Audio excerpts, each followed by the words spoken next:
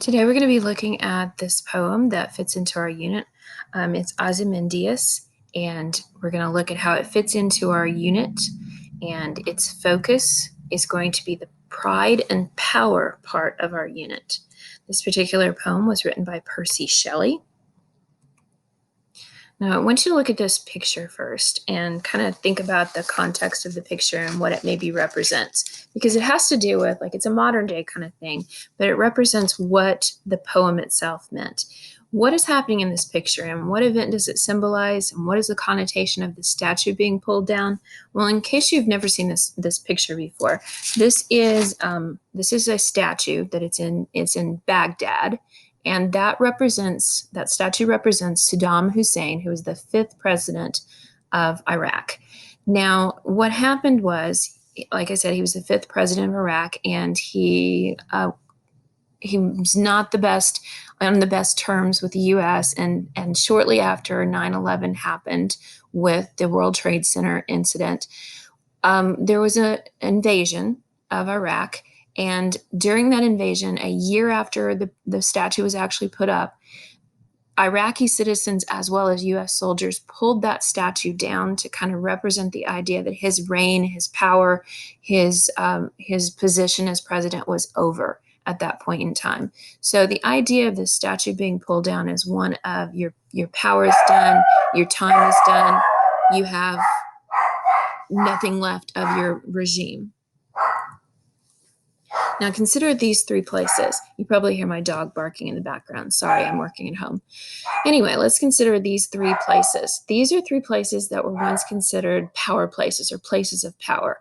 We have the Third Reich building where Adolf Hitler stayed, and this was before the destruction of it. We have Easter Island, where the people on the island were very proud of their work, and they developed these statues and soon found that their island and everything that they had built, they had basically destroyed their own island and destroyed their own potential for living on that island. And then we have Stonehenge, which we assume is a place of power, but we really don't know a whole lot about Stonehenge or what it signified or who built it or anything like that. But we can assume by looking at these three things, we see kind of ruins. We see these things that have been left behind from a time past, and they no longer represent these places of power. They represent remnants of these places of power. So what we can assume from all of these pictures and the picture of Saddam Hussein is we assume that great power does not always last. Now, this is our poet over here. This is Percy Shelley, and he was considered a romantic poet. And many romantic poets wrote about three different things. They wrote about, first, nature and time. They wrote about exotic lands, and they criticized the ruling classes. And all three of these themes link back to Ozymandias. Ozymandias is Shelley's most famous sonnet and one of his best known. It is also very, very well known in English literature, but even though it's considered a sonnet, it doesn't really stick to the conventional sonnet format. So if you read any more sonnets in the future, you'll notice it has some variations. The poem itself was written in 1817, and the historical context is what was happening was there was an archaeological find that had been made in Egypt. And in Egypt, there was this tomb that was discovered from an Egyptian pharaoh who I believe is pronounced Ramses II. So what this poem is about the idea that Shelley had read about with this discovery of this funeral temple of this Egyptian pharaoh. And the Greeks called this pharaoh Ozymandias. And according to the story, the temple itself, when they found it, had an inscription that read, "I am Ozymandias, King of Kings. If anyone wishes to know how great I am and the place where kings like me lie, let him surpass any of my works." So that inscription itself, we see how bold that is and how arrogant that is. Obviously, that pharaoh at the time thought he was the best of the kings and he was the king of all kings. And there would be no better king and no one who would make the accomplishments that he had made, and no one would have as much power as he had had. And he's saying to future generations, look at what I've accomplished. Now, what's happening there, though, is even though we see that, we're seeing that there's not a whole lot left of his accomplishments. So there's an irony in that inscription. So Shelley used this idea of this inscription to really point out the idea of power doesn't last forever. So what's the poem about? The poem is about this pharaoh or this king who built this realm, built this world as a powerful person, and thought that it would last forever, thought that it represented his greatness and his power. Now, when he built this stuff, he used slave labor to build it, to all his temples and his statues and his memorials. He used slave labor, and the slaves really suffered under his control. So he was not a good leader. And most of those memorials and statues have just crumbled away, and there's nothing left of them. During his reign, this pharaoh built more temples, more monuments, took more wives, which there was 8 of them, and had more children, over 100, which is a lot of kids, more than any other pharaoh. So he thought he was the best of the best.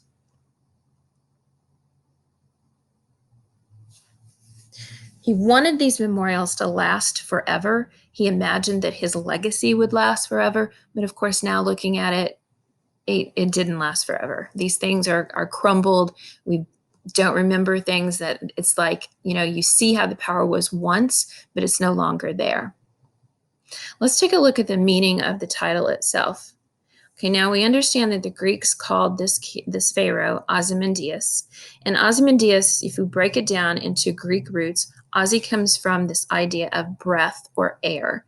And Mandius comes from this idea of mandate or ruling. So we kind of look at the significance of this name as this pharaoh, this king, he just lived and breathed to rule and power, and that's all he really cared about. So that's what it reflects about the poem. Now I want to show you just a real quick picture. It doesn't have a whole lot to do with the poem, but I want you to see that this is kind of an idea that we have in different films and movies and books. This is from a 1968 movie called Planet of the Apes, which is a pretty old movie, and it starred Charlton Heston. I think it's been redone a few times. But the idea of this movie was this astronaut group that went out and took this spaceship and went to the future and crash landed on this distant planet in the future. And through this whole movie, they think that they're on this distant planet in the future, and they are in fact in the future. But when the astronaut that survives kind of like goes around and finds something there, he finds this ape population that act like humans. They speak like humans, they dress like humans, they have human-like qualities. And he finds people that are acting more like animals, more like the apes. They don't speak, and they are kind of barbaric in the way they act. And at the very end of that movie, he comes around the corner, he sees the Statue of Liberty like destroyed there. And we understand that in the future, even the power of the United States, even the power that he left behind in the world he knew, in the future was destroyed and crumpled and into dust. So there's a kind of a feeling of that same idea in that particular movie. Okay, this is the poem itself, and we know it's 14 lines, and we call that a sonnet. Over at the side on the right, I've identified the rhyme scheme for you. It's A, B, A, B, A, C, D, C, E, D, E, F, E, F. And we know rhyme scheme because of the idea of the words that rhyme. So land and sand, they're both going to be A. Now this one's stone and frown. I know it's kind of a weird rhyme, but experts tell me that this is supposed to rhyme, and I guess it would depend on how you said it. Now let's look at the poem kind of line by line or chunk by chunk.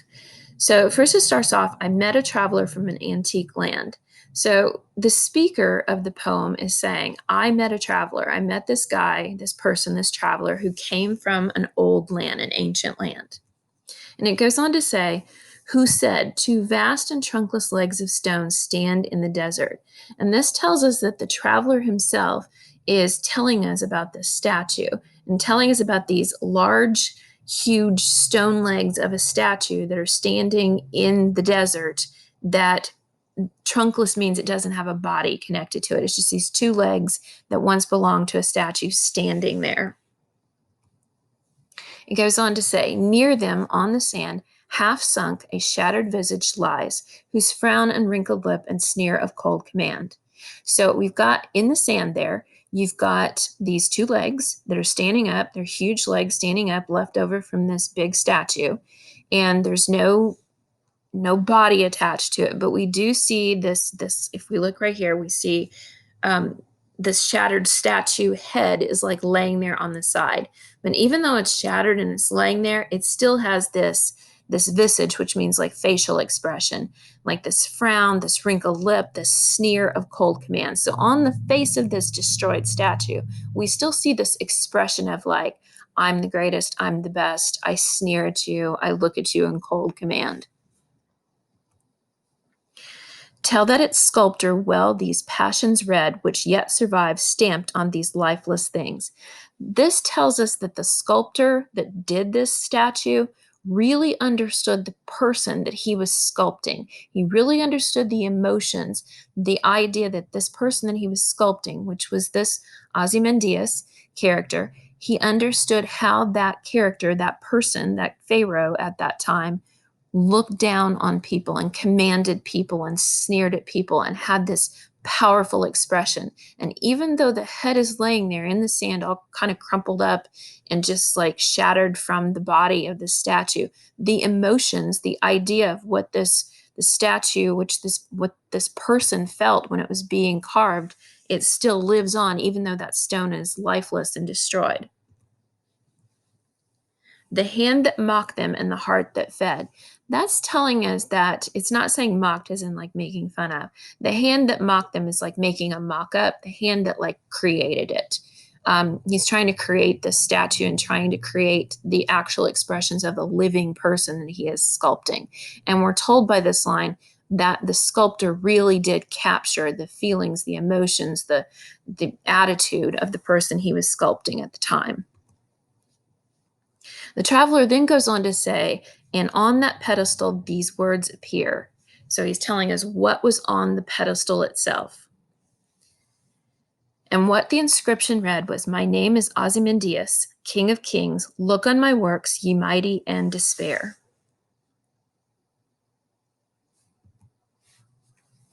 And then it goes on to say, Nothing beside remains, round the decay of that colossal wreck, boundless and bare, that lone and level sands stretched far away.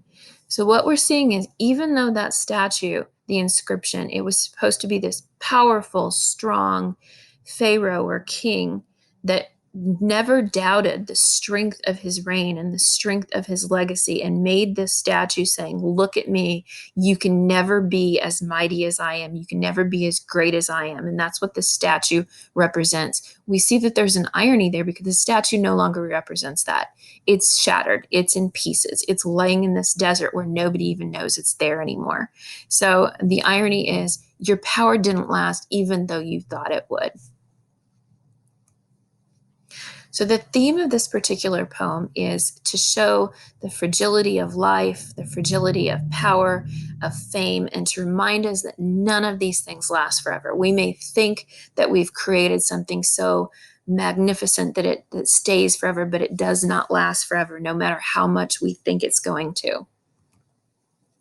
The metaphor in this particular poem is an extended metaphor. That statue of this king, of Ozymandias, the statue metaphorically represents the power and the legacy and the command that this king assumed that he would have forever. It clarifies the meaning of this object, this statue, and makes it clear that although the king was really, really powerful at one time and really mighty and a terror to his subjects and really commanded everyone, it shows that nothing's left of that. As much as he thought it would last, nothing is left of that. The sand and time has eroded the shape of the statue. It has destroyed the statue, and nothing's left of this reign of this king who thought he was so powerful. Now, personification is used a couple times in this poem. We see the statue itself that is personified, it's sneering at us. It's not alive. It can't really do that anymore, but it looks like it is. It looks like it's still saying how powerful it is.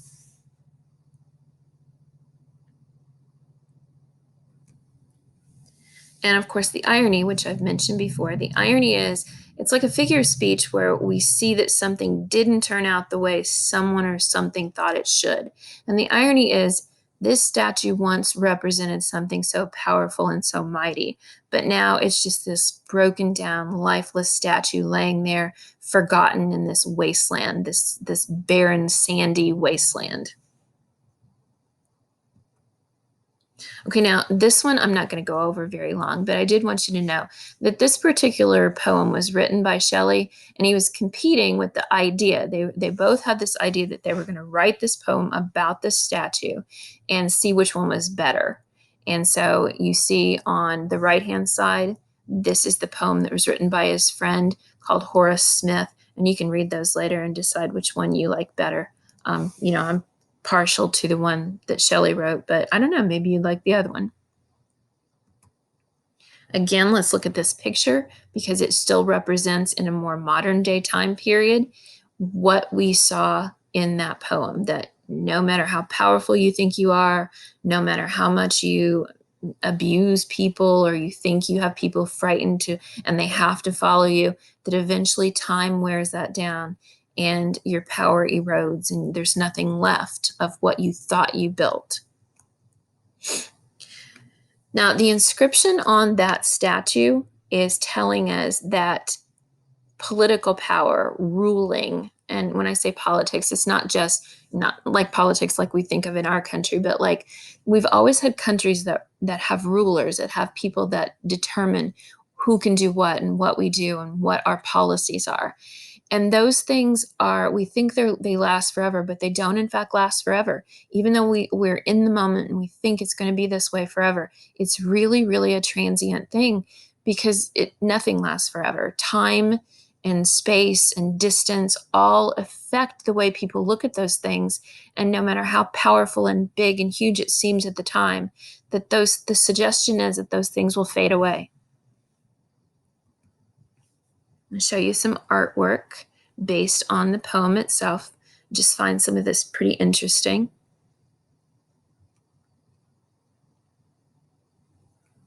I kind of like this one. So we have to consider, if we go back, whose work has lasted through the years.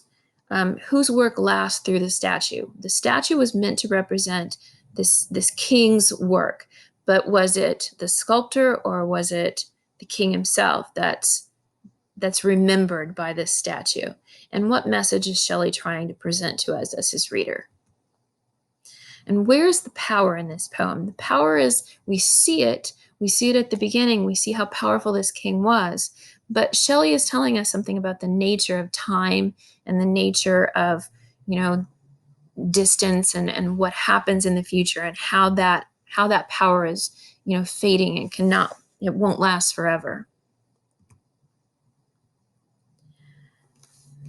So at the time we look at these lines, my name is Ozymandias, King of Kings. Look on my works, ye mighty and despair. At the time, that particular line would have been very threatening, very cold, very commanding. Like, look at me, I am great. I am the King of Kings. Look at everything I've accomplished. Even you other mighty kings, look at my stuff. You can't compare to me. Now, today, from a modern perspective, it's a little bit sad because none of that stuff lasted. And, knowing that he was kind of a cruel leader, we understand that maybe it didn't deserve to last.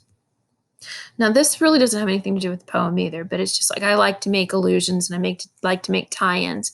This is from a TV show, and I think it's on Netflix now, but it's a little bit adult, so I don't know if you want to watch it or not. But it was called Breaking Bad, and it premiered in 2008, and it ended in 2013. And it was a show that I watched several times. I really liked it, and it was very well written. So there was an episode in this particular series called Ozymandias, and it was the 14th episode of the 5th season of the show itself, and it was the third to the last episode. Now, the idea, I'm going to just give you a really brief idea. The idea of this TV show, this series, was you have this guy right here. This guy, his name is Walter White, and he is a high school chemistry teacher who who realizes he has cancer, and his insurance and everything. He realizes when he passes away from that, he's going to leave his family with nothing.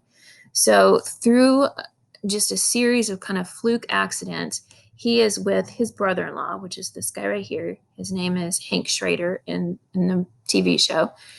He is doing he's like in a police car with him, because this guy is from the DEA. He works DEA, Drug Enforcement Agency. So he's in the car after he realizes he's got cancer and he doesn't know what he's going to do. He's in the car with this guy when he makes a bust for someone who's making meth. And he realizes as a chemistry teacher, he could make meth and he could sell it and he could make money for his future for when he dies of cancer. So first it's like this sympathetic kind of idea, oh, that's too bad. He's just trying to provide for his family. But eventually what happens is he becomes a really, really villainous character that just goes above and beyond, what would have been maybe possibly an understandable action. Not understandable, but you understand what I mean. He's doing these things at the beginning, like almost from a point of view where you can kind of see where he's coming from, but then at the end he learns to enjoy it because he's built this empire. And as a teacher, he didn't have a legacy, he didn't have an empire, but now he's built this empire and people look to him and they respect him and they understand him, and he's making so much money and he becomes very powerful and he enjoys that. So we see that as a powerful person, he has now become abusive and he's become corrupt. But toward the end of the series, all of that comes crashing down on him, and he loses his everything he's worked for and everything he's built, because it's a corrupt thing. This power corrupts, and he's lost this. And the name of this episode is called this because he thought he had built this powerful legacy and had, extended his power, and people really respected him. Look at his works in despair. And in reality, everything goes back to dust. Like everything doesn't last. Power does not last. And he realizes here in the end, when everything just goes bad, and everything goes bad. I won't sum up the entire series for you, but everything goes bad. And his whole idea of his power structure and how much power he had just ends up in the dust, in the sand, like we see with the Ozymandias picture up here. Okay, that's it for today. And hopefully you're able to put some of those things in the notes, because it will help you when you take that Socrative quiz. Thanks for listening.